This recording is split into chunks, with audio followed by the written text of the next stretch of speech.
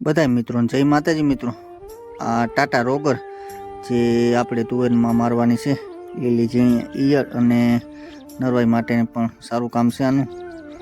30% EC ફોર્મમાં છે અને આપણે જુપિટર ક્લોરોસાઇફર છે 50% આવે। લીલી ચૂસિયા એ જીવાત પણ એટેક સારો કરે છે। આ તે પણ તુવેરમાં મારવાની છે મિત્રો। આ રીતનું છે, તો બધા મિત્રો વિડીયોમાં બન્યા રહેજો। છંટકાવ પણ આપણે દેખાડીએ બધા મિત્રો। જય માતાજી મિત્રો। એ દવા છાંટવાનું કામકાજ ચાલતું હતું એટલે કમ્પ્લીટ કરી લઈએ। આ રીતનું છે, કમ્પ્લીટ કરી લઈએ। જે આપણે ઈયળ માટેની છે, રોગર પણ છે ને ક્લોરોસાઇફર પણ છે, જે ચૂસિયા જીવાત માટેની કમ્પ્લીટ ભરાઈ ગયો મિત્રો। આ રીતનું અને સંધ્યાનો પણ સમય થઈ ગયો ત્યારે, કેમ કે આપણે છેલ્લો જ પંપ છે મિત્રો। તો બધા વિડીયોમાં બન્યા રહેજો। પંપ કમ્પ્લીટ ભરાઈ ગયો અને હવે લઈ લઈએ ખંભે। આપણે પંપ લઈને પણ નીકળી ગયા। જે આપણે આગળ તુવેરમાં દવા છાંટવાની છે આ બધામાં તો છટાય તુવેર પણ તમને બતાવી દો। જે આંતરિક પાક તરીકે આપણે તુવેર વાવેલી છે મિત્રો, અને 37 માંડવી પણ છે એને 91 દિવસની આસપાસ થઈ ગયા। જો કે આપણે દશેરા કરીને હાર્વેસ્ટિંગ ઉપાડવાનું કામકાજ કરવાનું છે મિત્રો। અને આગળ આવા રસ્તેથી આપણે વહી જાય। જો 2-4-5 દિવસ પહેલાં વરસાદ આવ્યો હતો એટલે પાણીનો ખાડો પણ ભર્યો। આવી રીતના છે અમારું ગામડિયું જીવન મિત્રો।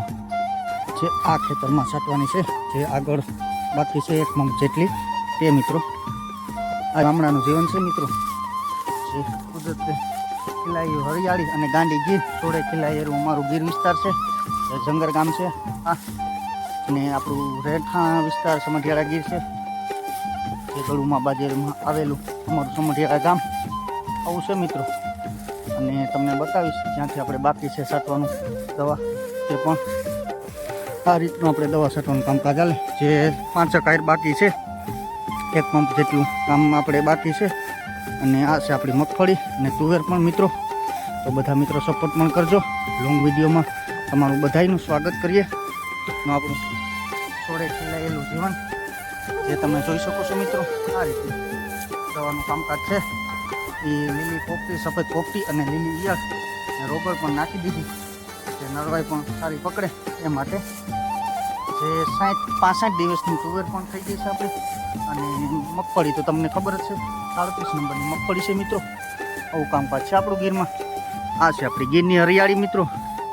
કુદરતે ખીલાયેલું, છોડે ખીલાયેલું વાતાવરણ। તો બધાય મિત્રો ખેડૂતની મોજ ચેનલને લાઈક, કોમેન્ટ, સબસ્ક્રાઈબ કરવાનું ભૂલતા નહીં મિત્રો। જય જવાન, જય કિસાન ખેડૂત મિત્રો।